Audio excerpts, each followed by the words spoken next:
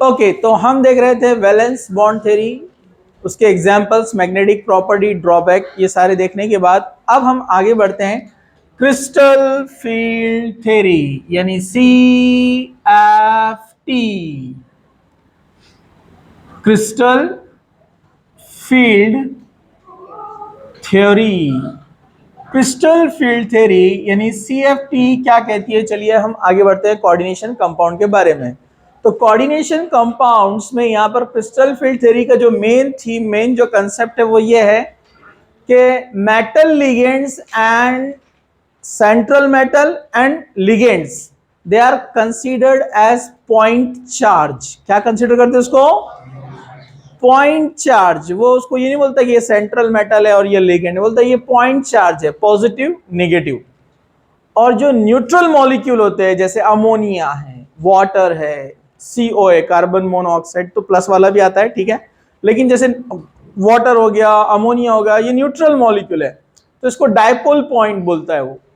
अगर negative ion रहा तो सेंटर वाला पॉजिटिव और लिगेंड क्या बन गया? Negative. Point charge, positive centre, negative centre. और अगर न्यूट्रल है तो वो उसको बोलता है डायपोल सेंटर, कि उसका जो भी निगेटिव पार्ट रहेगा, जैसे अमोनिया है, अमोनिया न्यूट्रल है लेकिन उसके अंदर नाइट्रोजन है ना, इलेक्ट्रोनेगेटिव, तो वो निगेटिव पोलर नेचर यानी डायपोल नेचर शो करेगा जो सेंट्रल मेटल के साथ कनेक्टेड है, तो वो बोलता है ये पॉइंट चार्जेस है, उसको ऐसे कंसिडर करता है क्रिस्टल फील्ड थ्योरी। दूसरा इसमें सबसे इंपॉर्टेंट जो पॉइंट इसने एक्सप्लेन किया, degeneracy of the D orbital. क्या बताया इसने? Degeneracy of the D orbital. सबसे पहला पॉइंट, मेन पॉइंट इसका क्या है कि सेंट्रल मेटल एंड लिगेंड्स, इनको क्या बोलता है ये? Point charges. Point charges. अगर न्यूट्रल आता है तो उसको क्या बोलता है? वो डायपोल, ठीक है, डायपोल चार्ज या डायपोल सेंटर उसको वो कंसिडर करता है। दूसरा उसने जो इंपॉर्टेंट पॉइंट बताया वो है degeneracy. Degeneracy of the D orbital. जैसे हम सभी जानते हैं कि डी ऑर्बिटल में इक्वल एनर्जी कंसिडर किया जाता है इस तरह से कि यहां पर 5 ऑर्बिटल है, 1 2 3 4 और ये 5, जिसके नाम क्या है? X Y, Y Z, x Z, x square minus Y square and Z square. ये 5 ऑर्बिटल जिनका एनर्जी क्या लिया जा रहा है? सेम। लेकिन इसमें डीजेनरेसी मतलब डीजेनरेट होते हैं। डीजेनरेट मतलब कैसे होते हैं? एनर्जी इसमें कम और ज्यादा। जैसे इसमें ऐसी स्प्लिटिंग होती है कि कुछ केसेस में इसको 2 ग्रुप में डिवाइड किया है। जैसे अगर हम ऑक्टाहेड्रल का एग्जांपल ले तो ऑक्टाहेड्रल में 3 ऑर्बिटल को लोअर एनर्जी में शो किया गया है, जिसको नाम क्या दिया है? X Y, Y z and x z. 3 orbital lower energy में और 2 ऑर्बिटल को ऊपर लिया है, यानी कौन? X square minus Y square and Z square. तो इसमें स्प्लिटिंग बताया गया है। क्या बताया गया है इसमें? Splitting of orbital, splitting of d orbitals according to energy level। Okay, वो बोलता है कि it is due to the orientation and the direction of the orbital। ये ऑर्बिटल का ओरिएंटेशन और डायरेक्शन है, उसकी वजह से ये होता है, ठीक है। लेकिन ये डिपेंड करता है कि कौन सा ज्योमेट्री तैयार हो रहा है, ऑक्टाहेड्रल है या टेट्राहेड्रल है। ओके, हम यहां तक जा सकते हैं? ओके, ठीक है, यहां तक ठीक है। तो अगर हम इस डीजेनरेसी को, स्प्लिटिंग को अगर देखेंगे, so this is for the octahedral. लेकिन अगर हम देखते हैं टेट्राहेड्रल, तो टेट्राहेड्रल में इसके अपोजिट हमको मिलता है। मतलब नीचे जाएगा ये ऑर्बिटल जिसका एनर्जी लो शो करेगा, x square minus Y square and Z square, और ऊपर एनर्जी शो करेगा किसका? X Y, Y Z, x z. Okay, और ये एनर्जी डिफरेंस कहलाता है डेल्टा। यहां पर भी एनर्जी डिफरेंस है डेल्टा। ओके, चलिए हम आगे बढ़ते हैं। इसका जो एनर्जी डिफरेंस है ऑक्टाहेड्रल का है तो डेल्टा ओ। इसका जो एनर्जी डिफरेंस है वो टेट्राहेड्रल। समझा आपको? इस तरह से रिप्रेजेंट करते हैं। ओके, ऐसा क्यों हुआ मैं अभी आपको बताऊंगा। सबसे पहले यहां जरा ध्यान से देखिए आप लोग। इनमें जो उनका ओरिजिनल डी ऑर्बिटल है उसके अकॉर्डिंगली अगर उसको देखा जाए तो इसको दो ग्रुप में यहां पर जो बताया जा रहा है, ये यहां पर ले लेते हैं हम इसको। ओके, तो यहां जो डिफरेंस रहता है ऊपर वाला जो T2G का है वो अपने को मिलता है delta O 3/5 of the original orbital energy. Delta shows the change in energy. कितना चेंज हुआ? 3/5। Okay, and for Eg it is 2/5। इधर क्या हो जाएगा? उल्टा। समझा आपको? ठीक है, तो जो ओरिजिनल ऑर्बिटल है यहां पर बिफोर कोऑर्डिनेशन कॉम्प्लेक्स सिंपल जो डी ऑर्बिटल है उसका एनर्जी का ये कितना हो जाएगा? 3/5 और ये वाला 2/5। इसको नाम दिया है जो थ्री ऑर्बिटल है T2G और इसको नाम दिया हुआ है Eg। इधर Eg नीचे है और T2G ऊपर है। T2G में आते हैं x Y, Y z and x z. तो ये एक्चुअली ऐसा हुआ क्यों? तो अगर हम थोड़ा ज्योमेट्री पे नजर डालेंगे, अगर हम थोड़ा ज्योमेट्री पे ध्यान देंगे तो ज्योमेट्री जो है ऑक्टाहेड्रल की हमको कुछ इस तरह से मिलती है, आप सभी जानते हैं। जरा ध्यान से देखिए इसको।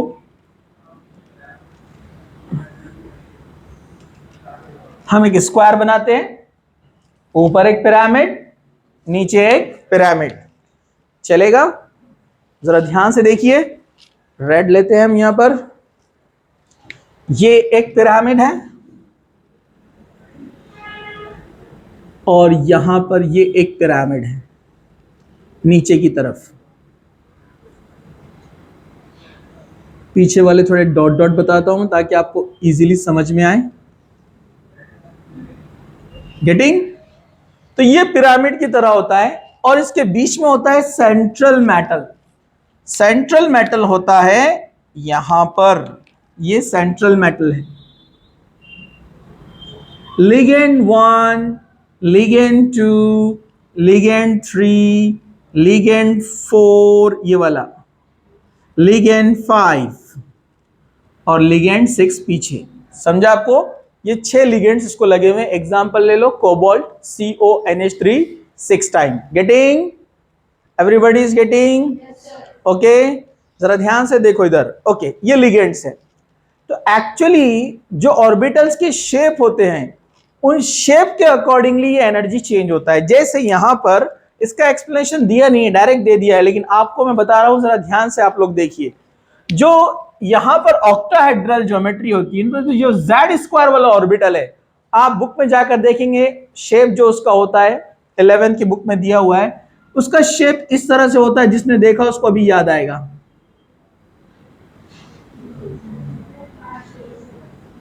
याद है? डायरेक्शनल प्रॉपर्टीज में आपने देखा होगा, स्ट्रक्चर ऑफ एटम में भी, केमिकल बॉन्डिंग में भी। This is the orbital shape and the orientation of the Z square. Z square ऐसी होती है, देखा आपने? और देखिए ना, देख रहे हैं आप? जेड स्क्वायर ऐसी होती है। और y x square minus Y square को अगर आप देखेंगे तो वो इस तरह से होती है। मैं इसको यहां पर ब्लू कलर से शो करता हूं। डी ऑर्बिटल डबल डंबल होती है ना, मालूम है सबको? अरे भाई, डी ऑर्बिटल ऐसी होती है ना, ये एक्सेप्शनल है। एक्स स्क्वायर, ये जेड स्क्वायर ऐसी होती है। एक ऐसे दो लोब बनाएंगे और एक राउंडेड। समझा आपको? ओके, मतलब this is the probability of finding electron of Z square. समझा आपको? ओके, डी ऑर्बिटल वैसे क्या होती है? 4 डंबल होते हैं। ओके, डबल डंबल जिसको हम बोलते हैं। ओके, तो ये इस तरह से शेप लेती है। देखिए यहां पर ये जाता है इस तरह से।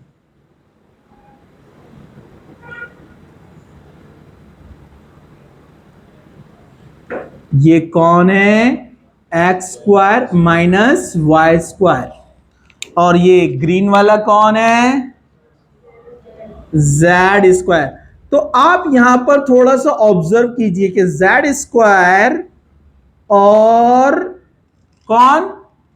X square minus Y square, ये लिगेंड्स के नजदीक है या नहीं है?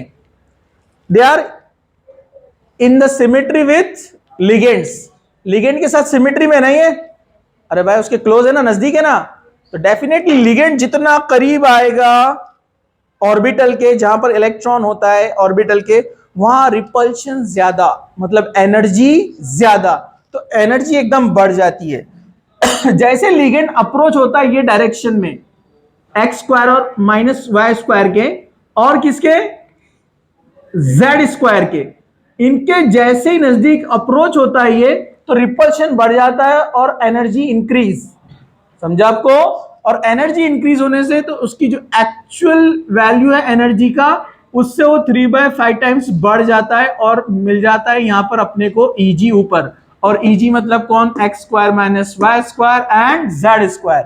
समझा आपको?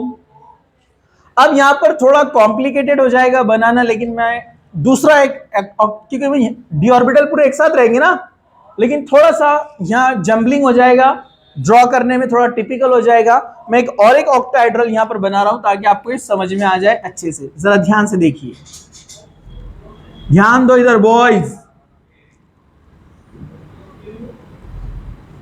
मैं एक दूसरा बना रहा हूं यहां पर, जरा ध्यान से देखिए आप।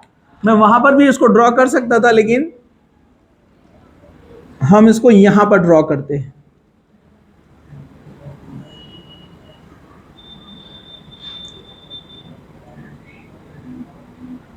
ओके, थोड़ा सा एडजस्ट, समझ जाएंगे ना आप लोग? ओके, यहां पर जो ऑर्बिटल्स होते हैं वो इस तरह से होते हैं, जरा ध्यान से देखिए। एक्स वाई, आपको पता है ना, अगर हम ज्योमेट्री बनाएं तो इधर कौन रहता है? एक्स, पता है ना आपको? इधर कौन होता है? जेड। इधर कौन होता है? वाई। याद है आपको? तो जब हम बात बोलेंगे एक्स वाई, मतलब ये यहां पर इस तरह से ये ऑर्बिटल्स आएंगे, राइट? जब मैं बोलूंगा एक्स वाई, तो एक्स एक्सिस और वाई एक्सिस पे लेना पड़ेगा ना। ये 3D है, इस तरह से 3D स्ट्रक्चर, ठीक है? तो मैं क्या कर रहा था? हाँ, सेंट्रल मेटल, इसके डी ऑर्बिटल्स हम बना रहे हैं यहां पर, जरा ध्यान से देखो। तो मैं कहता हूं एक्स वाई, तो एक्स वाई मतलब ये इस तरह से आना चाहिए, डबल डंबल होता है। समझा आपको? So they are far away from the ligand. ये लिगेंड से दूर है? अरे बोलो ना, ये लिगेंड से दूर है?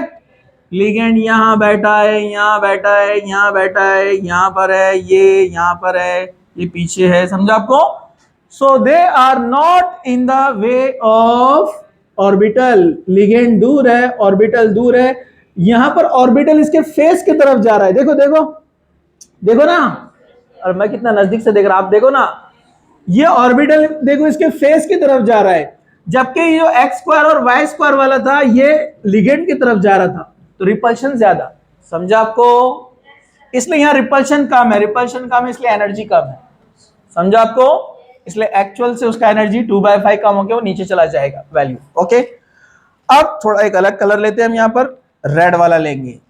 वाई जेड, वाई जेड मतलब इस तरह से, तो वाई जेड आएगा ऑर्बिटल ऐसे, ये इधर और ये इधर, ये भी लिगेंड से दूर है। थोड़ा कॉम्प्लिकेटेड हो जाएगा बनाने के बाद, आप भी गोल गोल घूमेंगे, लेकिन आप समझ गए, मैं समझ रहा हूं ऐसा, नहीं तो आपको ड्रॉ करके फिर प्रैक्टिस करना पड़ेगी। समझे आपको? ये ऐसा था, ये ऐसा है। समझा आपको? और एक्स जेड ऐसा रहेगा, थोड़ा ऊपर। तो मैंने कहा ना, इसलिए मैंने उधर ड्रॉ नहीं किया ना, तो और ज्यादा आप गोल घूम जाते थे। ओके, तो यहां पर ये ऑर्बिटल्स, मजा आ रहा?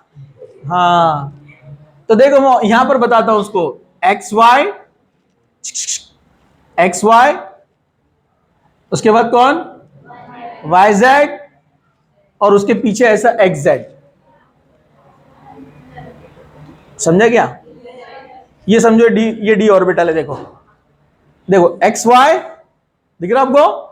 एक्स वाई के बाद दूसरा कौन सा है? वाई जेड है ना। ये एक्स वाई, ये वाई जेड, यहां पर एक्स वाई, उसका कुछ पार्ट नीचे, कुछ पार्ट ऊपर, और उसके बाद कौन है? X Z. एक्स जेड इस तरह से पीछे की तरफ। समझा आपको? वो ओवरलैप नहीं होते, पूरे अलग अलग डायरेक्शन में, ठीक है। लेकिन कोई भी डायरेक्शन में रहने दो, वो लिगेंड से डायरेक्ट जो है सिमेट्री में नहीं है, इसलिए वहां रिपल्शन क्या होता है? कम। रिपल्शन कम है तो एनर्जी कम। समझा क्या? ये देखो, थोड़ा ट्राई करेंगे अपन, मैं आपको बताता हूं। ये डी ऑर्बिटल है, एक्स वाई दिखा आपको? दिखा आपको? ये एक्स वाई इस तरह से होता है, और वहीं पर होता है इस तरह से वाई जेड। समझा आपको? और वहीं पर होता है ऐसे एक्स जेड। समझा आपको? या उसको आप ऐसे बताइए, एक्स इधर और जेड इधर। मतलब वो इस तरह से वहां 3D स्ट्रक्चर में अरेंज होता है कि लिगेंड से वो सिमेट्री में नहीं है, वहां रिपल्शन कम होगा, एनर्जी कम होगा, इसलिए नीचे जाता है। क्या सब लोग देख रहे हैं? क्या सब लोग जाग रहे हैं? चलिए, टेट्राहेड्रल ज्योमेट्री जरा ध्यान से देखिए। टेट्राहेड्रल बाद में एग्जांपल लेकर मैं आपको बताऊंगा किसका मतलब कौन इजी ऊपर जाएगा, टी2जी नीचे जाएगा, एग्जांपल देखकर पहचानना है। चलो जरा ध्यान से, क्या सब लोग देख रहे हैं? ओके, अपन लेते हैं फॉर एग्जांपल टेट्राहेड्रल के लिए अपन ने कौन सा एग्जांपल देखा था? पीटी। स्ट्रॉन्ग फील्ड लिगेंड आया तो टेट्राहेड्रल बनता है, वीक फील्ड लिगेंड आया तो टेट्राहेड्रल बनता है। मतलब वीक फील्ड आया तो D2sp3 बनता है, सॉरी D2sp, D2sp, हाँ। और sp3d रहा तो टेट्राहेड्रल। sp3d कब बनेगा? जब वीक फील्ड आएगा तो, क्योंकि वीक फील्ड जब आता है तो पीछे वाले यूज नहीं होते, आगे वाले। समझा क्या? तो हम बोल सकते हैं PtF4, PtF4। ये टेट्राहेड्रल रहेगा ना, क्योंकि वीक फील्ड लिगेंड है ना, PtF4। तो मैं बनाता हूं यहां पर PtF4 के लिए, समझो सेंट्रल मेटल है M। टेट्राहेड्रल को कैसे बनाते हैं अपन? दो होते हैं एक प्लेन में, राइट? एक होता है फ्रंट में, याद है क्या? और एक होता है बैक में, याद है आपको? तो इसकी ज्योमेट्री हम कैसे शो करते हैं? ऐसे।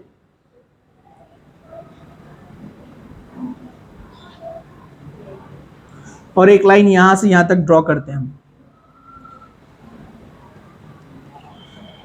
टेट्राहेड्रल ज्योमेट्री, आप चाहे तो इनको रब कर सकते हैं पीछे वालों को, ताकि आपको ज्योमेट्री क्या है समझ में आ जाए।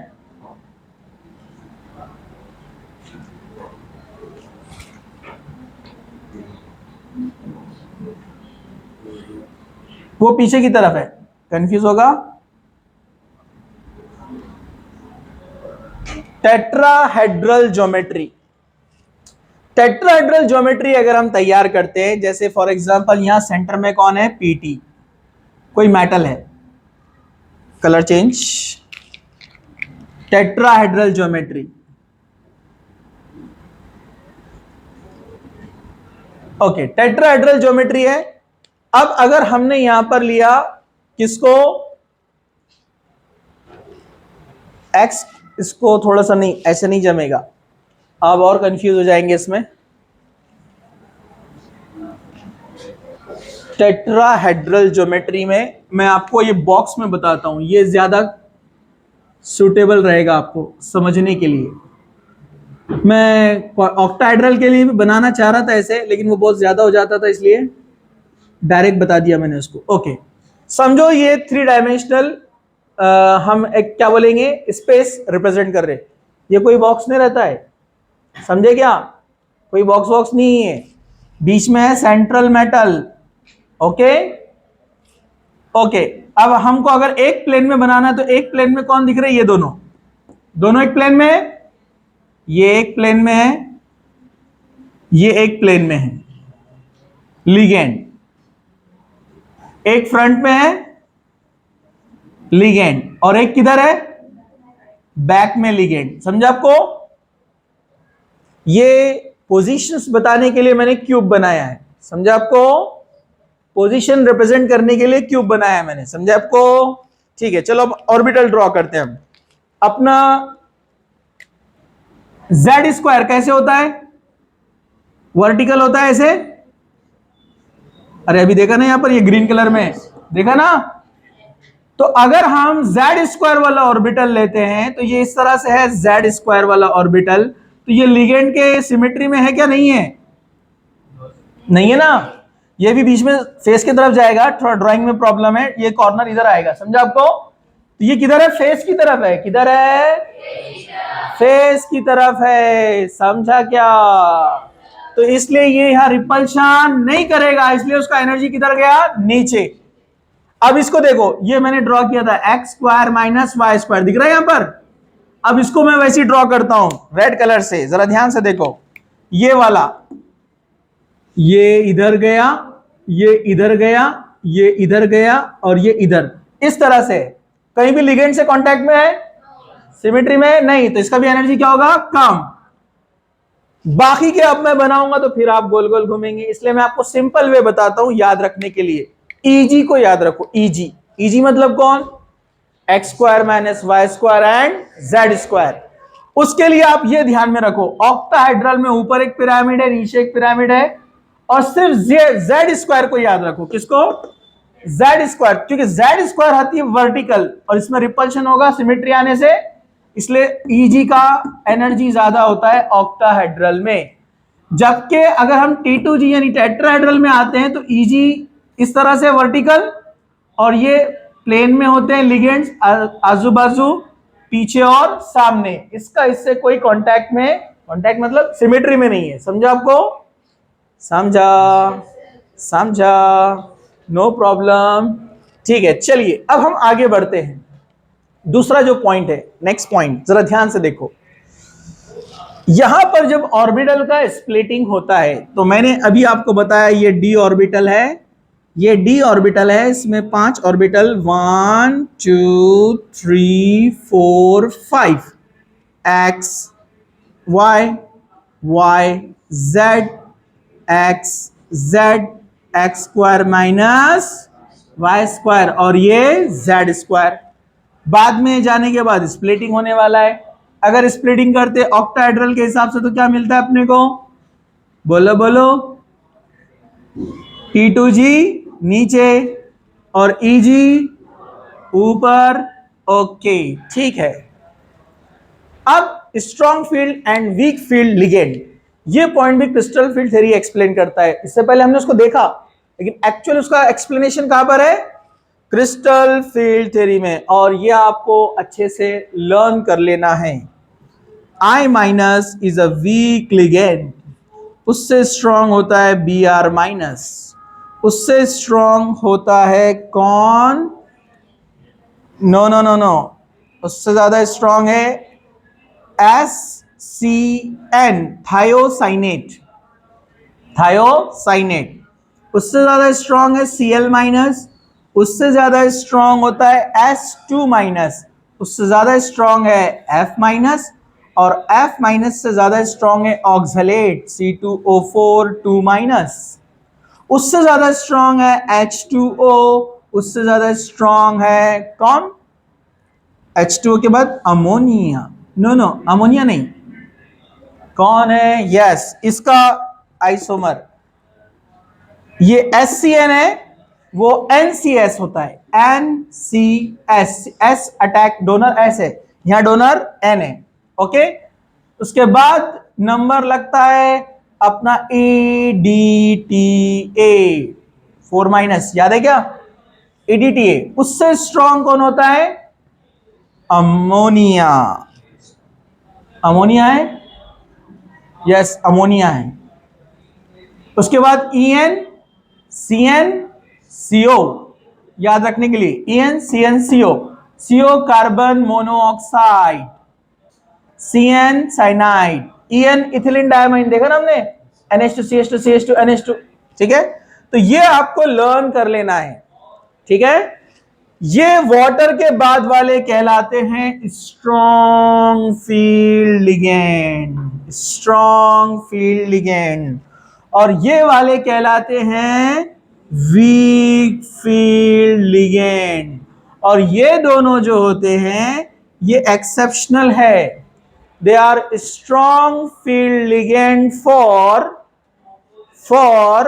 4D सीरीज, 5D सीरीज, सबके लिए स्ट्रॉन्ग है। And in 3D series for conico. याद रखने के लिए, समझे क्या? याद रहेंगे ना? हाँ, cobalt, nickel, copper, conico 3D series में सिर्फ इनके लिए स्ट्रॉन्ग है। ये 3D सीरीज के दूसरे एलिमेंट के साथ जब आएंगे तो क्या रहेंगे? Weak field ligand. तो यहां 4D में सबके लिए स्ट्रॉन्ग, 5D में सबके लिए, 3D में तीनों के लिए स्ट्रॉन्ग फील्ड लिगेंड। वाटर बहुत आते हैं एक्सेप्शनल वाले, समझा आपको? ठीक है, तो ये आपको याद रखना है। अब होता क्या है? अब होता ये है, कल तो आपको समझ में आ गया ना, हम D1 किसको बोलते हैं, D2 किसको बोलते हैं, +3 के साथ में जब आता है या +2 के साथ में, ऑर्गन के माइनस करो, जितनी प्लस स्टेट उतने इलेक्ट्रॉन निकालो, जो बचे हुए D में वो D इलेक्ट्रॉन कहलाते हैं। याद है? याद है? तो अगर केस है D4 का, क्योंकि D1 में तो प्रॉब्लम नहीं है, इलेक्ट्रॉन यहां आएगा, यहां आएगा, यहां आएगा। देखो ना, D1 में इलेक्ट्रॉन यहां आने वाला है, D2 में यहां, D3 में इधर इधर इधर, समझा? लेकिन D4 केस क्या होते हैं? एक्सेप्शंस होते हैं। D4, D5, D6, ये वाले।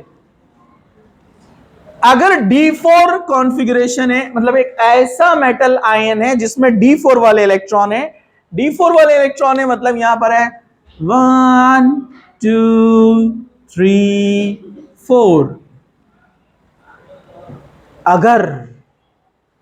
अगर ऑक्टाहेड्रल कॉम्प्लेक्स है, अगर ऑक्टाहेड्रल कॉम्प्लेक्स है तो स्प्लिटिंग तो ऐसे ही होगा। ये है T2G और ये है EG, स्प्लिटिंग होगा, नो प्रॉब्लम।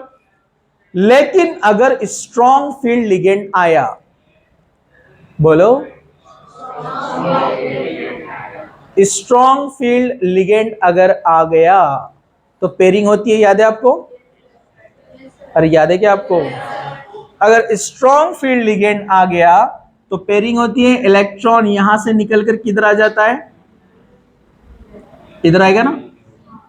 तो ये एनर्जी के ऊपर डिपेंड है, ये एनर्जी डिफरेंस पे डिपेंड है, समझा आपको? अगर इसमें एनर्जी में बहुत ज्यादा इंक्रीज हो गया तो यहां पर जो है पेयरिंग नहीं होता है। अगर यहां पर एनर्जी डिफरेंस कम है तो पेयरिंग होगा।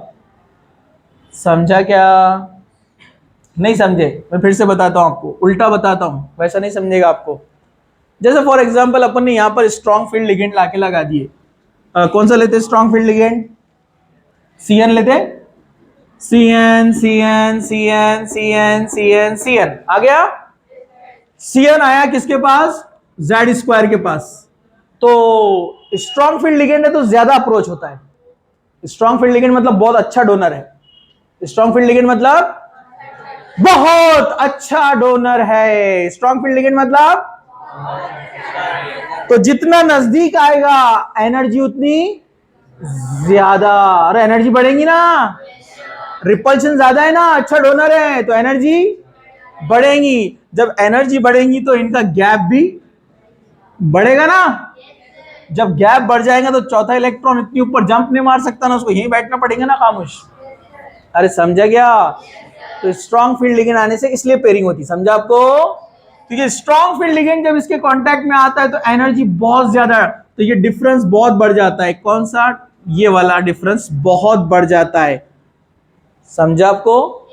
और ये वाला डिफरेंस जब बढ़ जाता है तो उसको क्या बोलते हैं दूसरे लफ्जों में? कि डेल्टा एनर्जी, मतलब ऑक्टाहेड्रल का energy is greater than pairing energy. क्या बोलते हैं उसको? डेल्टा O, मतलब ऑक्टाहेड्रल का change in energy is greater than pairing energy. मतलब ये एनर्जी ज्यादा है और पेयरिंग एनर्जी कम है, तो यहां पर क्या होने वाला है? पेयरिंग। उल्टा याद रखो, पेयरिंग एनर्जी कम है तो पेयरिंग होता, ठीक है? ये याद रखो, डेल्टा O ज्यादा रहेगा तो पेयरिंग होता है। क्यों? स्ट्रॉन्ग फील्ड आने से एनर्जी एकदम बढ़ जाता है, जब बढ़ जाता है तो इलेक्ट्रॉन जा नहीं सकता ना ऊपर, समझा? और अगर वीक फील्ड लिगेंड आया तो रिपल्शन कम, एनर्जी कम, तो इनके बीच में गैप क्या होता है? कम। ये गैप कम होगा, इसमें याद रखा आपने, पेयरिंग होगा। अगर डेल्टा एनर्जी इससे कम है तो नो पेयरिंग, मतलब एक वीक फील्ड लिगेंड आया तो रिपल्शन कम होगा, रिपल्शन कम होगा मतलब एनर्जी डिफरेंस कम, एनर्जी डिफरेंस कम है तो ये इलेक्ट्रॉन आसानी से जंप मारेगा ना, फुदक के चला जाएगा। अरे समझा क्या? समझा? समझा?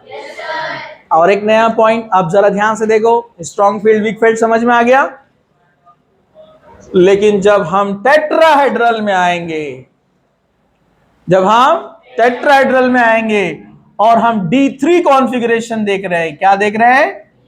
D3 कॉन्फ़िगरेशन, एक इलेक्ट्रॉन इधर, दूसरा इधर। देखो अब तक अपन ने जो पढ़े ना वो सारे उलट पलट हो जाएंगे अब यहां से, क्योंकि यहां पर अलग अलग कंसेप्ट है T2G और EG का। तो अगर हम टेट्राहेड्रल में डिस्कस कर रहे हैं और कोई D3 वाला आ जाता है और स्ट्रॉन्ग फील्ड लिगेंड है, तो एनर्जी डिफरेंस क्या होगा? यहां पर डेल्टा टी क्या होगा? ज्यादा। मैं इधर लिखूंगा, यहां पर आपको इधर देखो, स्ट्रॉन्ग फील्ड लिगेंड आया तो ऐसा होगा, समझा आपको? पेयरिंग होगा, डेल्टा ओ ज्यादा। अगर वीक फील्ड लिगेंड आएगा तो एनर्जी क्या होगा? कम, पेयरिंग एनर्जी ज्यादा, नो पेयरिंग, सब सिंगल सिंगल इलेक्ट्रॉन। और जहां सब सिंगल सिंगल इलेक्ट्रॉन रहते हैं वो ज्यादा पैरामैग्नेटिक होता है। तो इससे पे ये भी क्वेश्चन आ सकते हैं इससे रिलेटेड, मतलब आपको अच्छा डीप में जाकर सोचना है, समझा आपको? तो अगर स्ट्रॉन्ग फील्ड लिगेंड आया तो डेल्टा ओ ज्यादा, डेल्टा ओ ज्यादा मतलब नीचे वाला इलेक्ट्रॉन ऊपर नहीं जा सकता, ज्यादा से ज्यादा पेयरिंग होगी। ज्यादा से ज्यादा पेयरिंग क्यों? क्योंकि स्ट्रॉन्ग फील्ड लिगेंड आया, मतलब ये मोस्ट ऑफ द केसेस में क्या होते हैं? डायमैग्नेटिक। और ये मोस्ट ऑफ द केसेस में क्या रहेंगे? पैरामैग्नेटिक। लेकिन आपको देखना पड़ेगा वहां पर इलेक्ट्रॉन कितने हैं, समझा आपको? ये ऑक्टाहेड्रल की बात चल रही थी, लेकिन हम D3 केस में जब आते हैं टेट्राहेड्रल में तो दो इलेक्ट्रॉन यहां पर, और अगर स्ट्रॉन्ग फील्ड लिगेंड है तो डिफरेंस क्या रहेगा? ज्यादा। तो वो EG में तीसरा वाला नहीं जा सकता ना, उसको पेयरिंग करना पड़ेगा ना यहां पर, समझा? तो यहां D3 केस में 3 इलेक्ट्रॉन है, एक में पेयरिंग हो जाएगा अगर स्ट्रॉन्ग फील्ड लिगेंड रहा तो, यहां पर अगर CN आ गया तो। लेकिन अगर वीक फील्ड लिगेंड है तो यहां 2 रहेंगे और एक ऊपर चल जाएगा, पैरामैग्नेटिक, समझा आपको? तो जहां पर स्ट्रॉन्ग फील्ड लिगेंड आता है और ऑक्टाहेड्रल है, जरा ध्यान से, ऑक्टाहेड्रल है, स्ट्रॉन्ग फील्ड लिगेंड आया है तो डेल्टा ओ ज्यादा, डेल्टा ओ ज्यादा मतलब पेयरिंग, पेयरिंग मतलब डायमैग्नेटिक, और इनको कहा जाता है लो स्पिन ऑर्बिटल। क्या बोलते हैं इनको? लो स्पिन ऑर्बिटल। सिंपल सा, जिसके पास सिंगल इलेक्ट्रॉन, अनपेड इलेक्ट्रॉन कम होते हैं वो लो स्पिन रहता है, जिसके पास सिंगल इलेक्ट्रॉन ज्यादा रहते हो क्या रहता? High spin. तो नीचे वाले क्या रहेंगे? हाई स्पिन, समझा? अरे समझा क्या? D4 के केस, D5 केस लिया तो 1 2 3 4 5, वीक फील्ड लिगेंड रहा तो high spin D5, weak field ligand रहा तो हाई स्पिन D5, बरोबर। लेकिन स्ट्रॉन्ग फील्ड लिगेंड आ गया तो वो भाई इधर, ये भी इधर, दोनों इधर आ गए, लो स्पिन, समझा? जितने अनपेड इलेक्ट्रॉन ज्यादा उतनी स्पिन ज्यादा। D6 केस, D6 केस का तो सवाल ही नहीं आता है। 1 2 3 वीक फील्ड है, 1 2 3 4 5 6, ठीक है, वीक फील्ड है तो भी स्पिन रहेगा अच्छा। लेकिन स्ट्रॉन्ग फील्ड आ गया तो 1 2 3 4 5 6 सब यहीं, लो स्पिन। समझ में आ रहा क्या? मैंने बहुत सिंपल वे में अरेंज करके वहां से लेकर आया, देखो। अब आप लिंक तोड़ो मत, चलो इधर आ जाओ, टेट्राहेड्रल। हाँ, एक प्लेट में, एक कश्ती में 8 10 कप चाय रहे तो कैसे जाते ना, एकदम अधर अधर, वैसा चल रहा मैं, जरा ध्यान से देखो आप लोग, कि आप गिरना नहीं, कंसेप्ट ज्यादा है एक साथ पूरे कश्ती में। अरे समझा क्या? हाँ, तो अब यहां पर टेट्राहेड्रल D2 केस, कोई सवाल ही नहीं है, 2 इलेक्ट्रॉन यहां पर, high spin. D3 case, weak field ligand, 1 2 3, high spin है, स्ट्रॉन्ग फील्ड आ गया, लाके बिठा दो यहां पर, लो स्पिन हो गया। समझा आपको? D4 केस, 1 2 3 4, हाई स्पिन, अगर वीक फील्ड आया तो, स्ट्रॉन्ग फील्ड आया तो लाके बिठा दो, लो स्पिन, डायमैग्नेटिक। समझा आपको? D5 आया, 1 2 3 4 5, weak field ligand, high spin. Strong field ligand आया, 1 2 3 4 5, कम स्पिन होगा, एक ही अनपेड इलेक्ट्रॉन। समझा? तो मैंने आपको एक एग्जांपल लिया था, वहां पर मैंने आपको बताया था, आगे चलकर अपन देखेंगे सिर्फ एक ही इलेक्ट्रॉन क्यों आ रहा पेयरिंग के लिए, दूसरा क्यों नहीं आया, याद है क्या? क्योंकि वहां पर जगह एक ही थी। मतलब ये 2 वाले इलेक्ट्रॉन आ सकते हैं, लेकिन ये वाला इधर थोड़ी आता है। समझा आपको? जाना है तो नीचे जाएगा ना, इधर थोड़ी आता है वो। तो मैंने बताया ना, इधर नहीं आएगा वो एग्जाम्पल में। ठीक है, तो ये आपको बहुत अच्छे से सबसे पहले आपको लिस्ट लर्न करना है, और आपके दिमाग में हमेशा ऐसा पिक्चर बना लेने का, ऑक्टाहेड्रल आते ही Eg ऊपर T2G नीचे, वो खुद ब खुद याद रहता है, इसका अपोजिट। फिर आते आप समझ जाएंगे, जैसे ही आप आंख बंद करके सोचने का, वीक फील्ड लिगेंड आया, मतलब जितने डी के इलेक्ट्रॉन, पहले बेसिक तो आना, लेकिन अपने को नहीं तो सब सोच ले रहे और इलेक्ट्रॉनिक कॉन्फ़िगरेशन ही नहीं आता अपने को, तो मजा आ जाएंगे एकदम जबरदस्त। हाथ मुंह पैर सब धो के बैठे और प्लेटा पूरे खाली, खाने को कुछ भी नहीं। समझे क्या? तो जिसका इलेक्ट्रॉनिक कॉन्फ़िगरेशन अच्छे से हुआ, जो फटाफट निकाल सकता है, उसको मालूम है, जैसे ही कोबाल्ट आया, इस टी वो क्रमन फे को, अरे कहाँ गए नींद में? 27 माइनस 18, 9 प्लस 3 स्टेट आपको जैसे दिख रहा वहां पर, कितने बचे? 6, तो D6 केस है। अब D6 केस के बाद फिर आपको सोचना पड़ेगा, D6 केस है, 1 2 3 4 5 6, वीक फील्ड आया तो ऐसे ही रहेगा, पैरामैग्नेटिक, हाई स्पिन, लेकिन स्ट्रॉन्ग फील्ड आ गया तो 1 2 3 4 5 6, ऊपर के पूरे खाली, डायमैग्नेटिक, लो स्पिन। समझा? तो यही मेन कंसेप्ट, इतने ही जो मैंने एक ही बोर्ड पे पूरे कवर कर लिए। अब आपको ये याद रखना है, ये एक्सेप्शन याद रखना है, और ये पूरे अच्छे से सीक्वेंस में इसको रट्टा मार लो, और अभी इसको अच्छे से लिखो तो याद रहेगा आपको, वरना आप भूल जाएंगे। यहाँ पर हम इसको स्टॉप करते हैं। एक पॉइंट रह गया, कलर का कंसेप्ट, उसको एक लेक्चर लगेगा।